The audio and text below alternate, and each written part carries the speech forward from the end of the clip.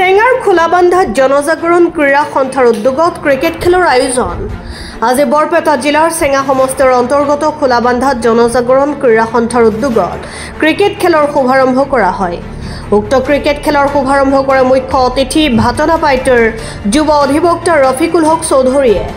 অধিবক্তা ৰফিকুল হক চৌধুৰীয়ে যুৱ সমাজক উদ্দেশ্য কৰি কয় যে খোলাবান্ধাৰ এই অঞ্চলত যোৱা নিট পৰীক্ষাত দুজন ছাত্ৰ চিট লাভ কৰি যিদৰে শিক্ষাৰ পৰিৱেশ গঢ়ি তুলিছে ঠিক এদৰে খেলৰ এটা ভাল পৰিৱেশ গঢ়ি তোলক। ইয়াৰ পৰাই যাতে ৰাষ্ট্ৰীয় পৰ্যায়ৰ খেলুৱৈৰ সৃষ্টি হয়।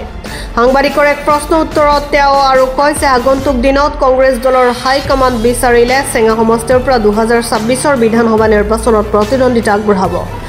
আন এক প্ৰসংগতে অসম চৰকাৰৰ অমানৱীয় উচ্ছেদক কঠোৰ ভাষাৰে গৰিহণা দি ধিক্কাৰ জনাই শেষত ক্ৰীড়া সন্থাৰ সভাপতি শাহিনুল ইছলাম আৰু সম্পাদক মুক্তাৰ হুছেইন 13, 14 আৰু 15 তাৰিখে সকলো দলৰ সহায় সহযোগিতা কামনা কৰে। খোলাবান্ধা জাগৰণ ক্ৰীড়া সন্থাৰ পৰা যি খেলৰ আয়োজন কৰিছে আমাৰ চৰ অঞ্চলৰ পৰা যাতে ভৱিষ্যতে ভাল খেলুৱৈ ওলাই আহিব পাৰে তাৰ কাৰণে মই কামনা কৰিলোঁ আৰু এনেকুৱা অনুষ্ঠানৰ জৰিয়তে ভৱিষ্যতে আমাৰ সম্পদ ওলাই আহিব এইটো মই আশা ৰাখিছোঁ আৰু ক্ৰীড়া সন্থাক মই ধন্যবাদ জ্ঞাপন কৰিছোঁ। সমূহ অঞ্চলবাসীক এইটোৱে বাৰ্তা দিম যে আমাৰ শিক্ষাৰ লগতে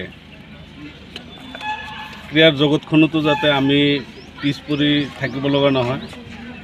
এইবুলি আমি এই খোলাবান্ধা অঞ্চলত দেখিবলৈ পাইছোঁ যোৱা যি নিট পৰীক্ষা হৈছে দুজন ছাত্ৰই মেডিকেল প্ৰৱেশ পৰীক্ষাত ছিট পাবলৈ সক্ষম হৈছে।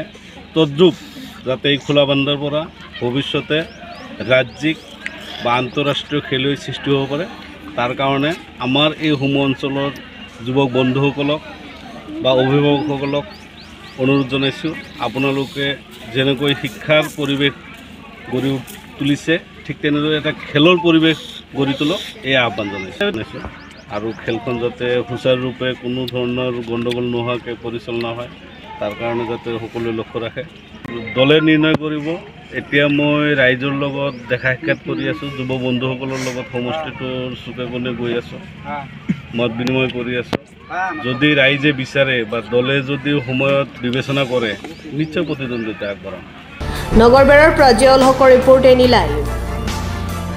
খবৰ মানে এনি লাইভ 24/7 আৰু এনি লাইভ ডিজিটেল। যিকোনো খবৰৰ বাবে যোগাযোগ কৰক 9387734920 আমাৰ এই নম্বৰত।